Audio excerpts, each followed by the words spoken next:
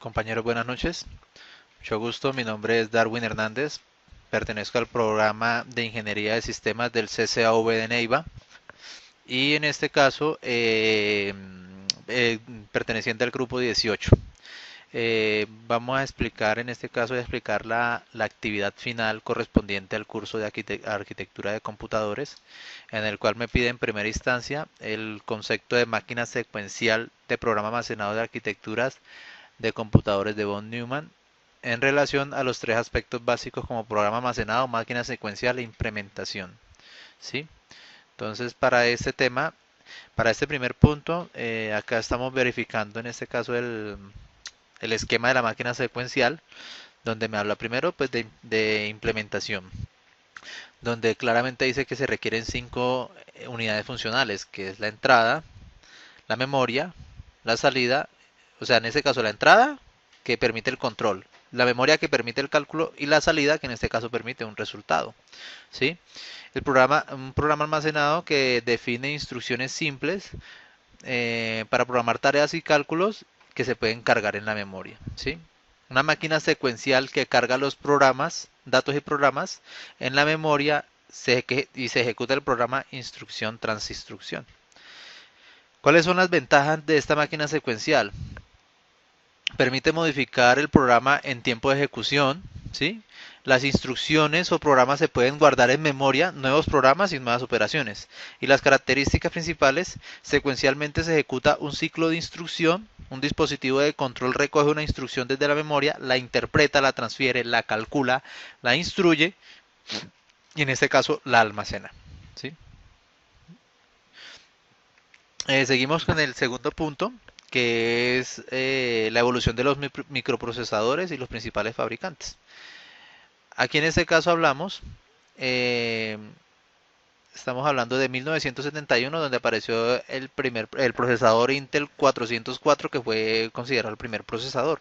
En 1972, el Intel 8080 se convirtió en la primera CPU de una computadora personal, ¿sí? Aquí aparece Motorola con el procesador 6800 de 8 bits. Intel va al contraataque con el procesador 8286, popularmente conocido como el 286, que fue el primer procesador que podría ejecutar todo el software escrito para su predecesor. Aparece el bus de 32 bits de velocidad de 60 MHz de Intel, ¿sí? Aparece AMD, ¿sí? Con el AMX86, que fueron los procesadores fabricados por AMD 100% compatibles con códigos Intel en ese momento. El AMD K5 sacó al mercado su primer procesador propio, que fue el rival del Pentium. Esto estamos hablando del año 1989. Y el AMD Athlon K7, ¿sí? Que es un procesador totalmente compatible con la arquitectura x86, o en este caso de 32 bits. Internamente el Athlon es un rediseño de su antecesor. Eh, Seguimos acá entre 1989, donde aparece el Intel Pentium con un bus de 800 MHz y la velocidad de 2.2 GHz. El Pentium en 1993. En 1997 aparece el Pentium 2 con un bus de 100 MHz, velocidad de 2.66 MHz. Ese es el Pentium 2, ¿sí? El Celeron aparece en 1998 con un bus de 800 MHz y una velocidad de 1.6 GHz. En este caso, perdón, el Pentium 2 aparece con un bus de 100 MHz y la velocidad de 2.6 GHz. ¿Sí? De 266 MHz, perdón. El bus aparece el Intel Pentium 3 en 1999 con un bus de 100 MHz y una velocidad de 550 MHz. El Pentium 4, donde ya estábamos hablando de gigas, estábamos hablando de gigahertz, aparece en el año 2000 con un bus de 400 MHz y una velocidad de 3.8 GHz. Aparece el Athlon XP, que este compatibiliza las instrucciones de SSE y las de 3Now en el 2001. ¿Sí?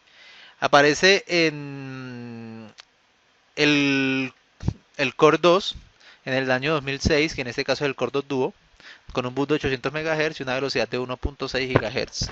Pero ya en este caso eran procesadores de doble núcleo, por eso se llamaban en este caso Cordos Duo. Los AMD Phenom 2 y Athlon 2 es el nombre dado por AMD a una familia de microprocesadores de procesadores multinúcleo. Lo que les comentaba a ustedes en este caso del Cordon Duo, en este caso AMD apareció con esta opción. Y hablamos en este caso de la actualidad, ya donde aparecen los procesadores de 1.3 GHz de velocidad y de bus, y en este caso de 2.3 de 2.9 GHz, que es el Core i3 de generación 1 y el Core i5 que tiene una velocidad de 3.2 GHz. Y pues hablamos de hoy en día que aparece el Core i7, ya vamos en quinta, sexta generación de procesadores, donde estamos hablando ya de que hay procesadores que tienen 8 núcleos, los procesadores para servidores que ya cuentan con 16 núcleos, ya hasta más creo que en este caso, como los procesadores Xeon, Intel Xeon. Continuamos con con los puntos relacionados en la guía, donde me pide el enfoque funcional y estructural de una computadora basada en la arquitectura de von Neumann, ¿sí? En este caso pasamos acá, donde según von Neumann, aquí me está diciendo que la organización de un computador, en este caso según su esquema funcional o su enfoque estructural, o en este caso enfoque funcional o estructural. En el enfoque funcional se expresan operaciones que se realiza como procesamiento de datos, almacenamiento, traslado de datos, ¿sí? Y se expresa en flujo de datos, traslado de datos y operaciones de control, ¿sí? Y se definen aparato de traslado de datos, mecanismos de control, facilidad de almacenamiento de datos y facilidad de proceso de datos. El enfoque estructural está compuesto por sistema de procesamiento, sistema de almacenamiento y sistemas de entrada y salida. El sistema de procesamiento define la ejecución de instrucciones por medio de órganos de control, en este caso la luz, las unidades de control, que componen en este caso el procesador utilizado para los registros de almacenamiento, elementos de acceso e interconexiones. El sistema de almacenamiento permite almacenar datos y programas divididos en principales, secundarios e intermedios. Los principales son los arreglos de celdas y su memoria es volátil. El secundario permite almacenar datos y programas como archivos, ejecución de programas, cosas así por el estilo. Y el intermedio permite acelerar el acceso de datos y programas en tiempos de ejecución. El sistema de entrada y salida permite, uno, obtener información, y el otro entregar información ya sea desde el exterior, obtener información desde el exterior o entregar información por medio de periféricos, en este caso como el teclado, mouse, cosas así por el estilo. Continuamos, en este caso ahora seguimos con el sistema numérico, que es el sistema decimal y binario. Aquí estamos verificando en este caso el sistema de decimal, me dice que el valor de cada dígito está asociado a una potencia en base 10, ¿sí? Entonces en este caso, cuando yo hablo de 10 a la 1, por ejemplo es una exponencia un exponente de 10. Cuando estoy hablando de 10 a la 2 es un exponente de 100. Cuando es 10 a la 3 es de 1000, 10 a la 4 es 10.000, 10 a la 5 es 100.000 y 10 a la 6 es de 1.000.000, ¿sí? Entonces en este caso estamos hablando de potencia, elevado al cuadrado, al cubo, cosas así por el estilo. En este caso, de esa manera estamos contando con el sistema decimal, y ahí vemos en este caso una conversión de decimal a binario, ¿sí? Ahora seguimos con el sistema binario, donde me dice que el valor de cada dígito está asociado por una potencia en base 2. Según las operaciones matemáticas, 0 más 0 es igual a 0, 0 más 1 es igual a 1, 1 más 0 es igual a 1 y 1 más 1 es igual a 10. Las sustracciones, 0 menos 0 igual a 0, 1 menos 0 igual a 1, 1 menos 1 igual a 0 y 0 menos 1 igual a 1.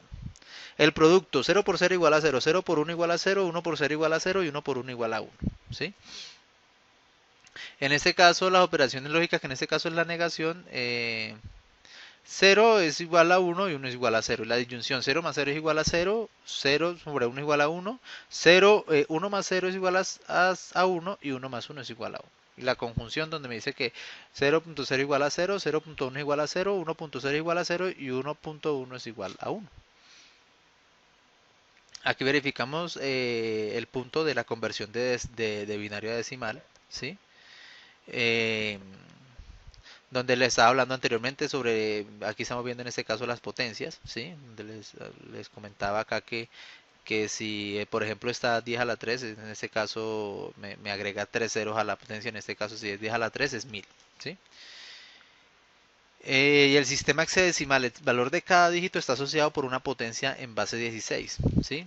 Entonces aquí estamos verificando, se puede decir así, una tabla de conversión donde 10, 10 decimal en hexadecimal es A, el 11 es B, el 12 es C, el 13 es D, el 14 E, el 15 F, ¿sí? Y la conversión de hexadecimal a decimal, ¿sí?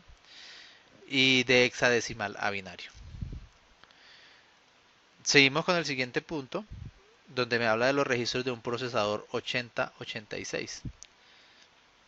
Entonces, aquí en este caso estamos verificando, vamos a minimizarlo un poquito para verificar un poquito más el, el registro de uso general, donde estamos verificando acá los valores, ¿sí? Que en este caso aquí me está mostrando que me dice que la X es el acumulador, el BX es la base, el CX es el contador, el DX es datos, el SP es puntero de pila, el BP es el puntero base, el SI es el índice de origen y el DI es el índice de destino. Entonces, por ejemplo, en este caso estamos verificando acá un ejemplo, un sumador. eh, Aquí estamos viendo un bus de direcciones de 20 bits, una lógica de control de bus de datos de 16 bits, la cola de instrucciones, ¿sí? En este caso está la unidad de interfaz del control del bus, ¿sí? Donde en este caso la cola de instrucciones es de 6 bits. Un sistema de control de unidad de ejecución, ¿sí? Donde este llega y me llega acá los indicadores. De acá el indicador llega un registro de comunicación interna, ¿sí? Donde tengo un punto de instrucción, un segmento de pila, un segmento extra, un segmento de datos, un segmento de código. Esto llega a un sumador y este sumador va a un bus de direcciones de 20 bits y llega a la lógica de control del bus.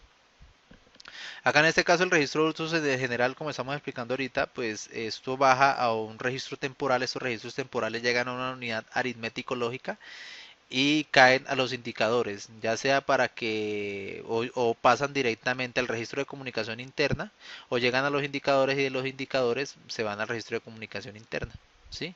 Y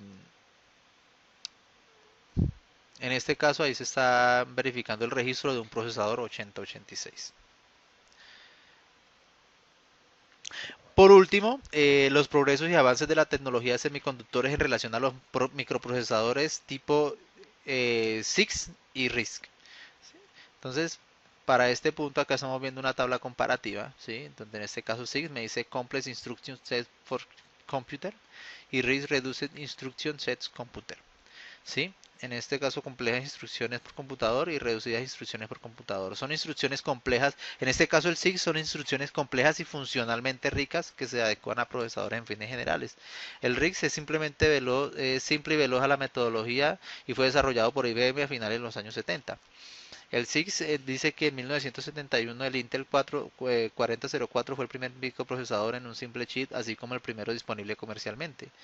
Y el RISC en 1985 SPARC que fue diseñado por Sun Microsystem, que en este caso es el mismo de Oracle Java, además de ser la primera en esta arquitectura, la innovación es la ventaja de registros que se permite hacer fácilmente. En 1972 el Intel 8008 fue solicitado para usarlo en un terminal programable a velocidad de 108 kHz. Y en 1989 en el RISC el modelo Intel 486SX combinó un número de características que eran únicas en ese tiempo. Este fue usado en sus sistemas gráficos de alto nivel basados en 32 bits. En 1974 el Intel 8080 fue la primera CPU de una computadora personal. Eso lo estábamos viendo anteriormente inclusive en la evolución de los microprocesadores hasta la actualidad.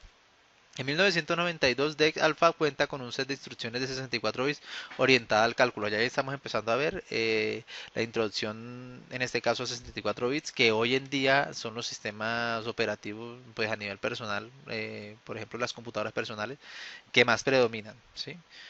Por el rendimiento, por el uso del rendimiento completo, ya sea de la capacidad del procesador, de la memoria y cosas así por el estilo. En 1975, MOS, el 6502, es una versión mejorada de la tecnología CMOS del microprocesador de 8 bits. CMOS en este caso estamos hablando de los sistemas de OS, ¿no? Ah, no, CMOS en este caso el sistema de la BIOS, perdón.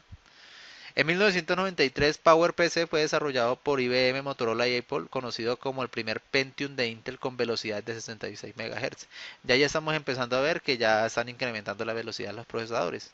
En 1979, el Motorola 6809 se conoció como el predecesor de la familia de procesadores Motorola 68000 e introdujo el empleo de dos acumuladores de 8 bits combinándolo a 16 bits con una velocidad de 8 MHz. En 1999, MIPS, el R4400 utilizado en sistemas integrados en dispositivos Windows 6, Cisco, además de videoconsolas. Estos fueron implementados en 32 bits. Ya de aquí para allá empezamos a ver exclusivamente los RIGs, que en este caso en los años 2000 el Pentium 4 con un diseño completamente nuevo basado en arquitecturas de 32 bits. Y en el 2008 se conocen los Intel Core i3, 5 y 7 que se utilizan en la microarquitectura Nehalem que posee 4 núcleos. Ya en este caso el RIGS es lo que se está prácticamente utilizando en estos momentos en la actualidad.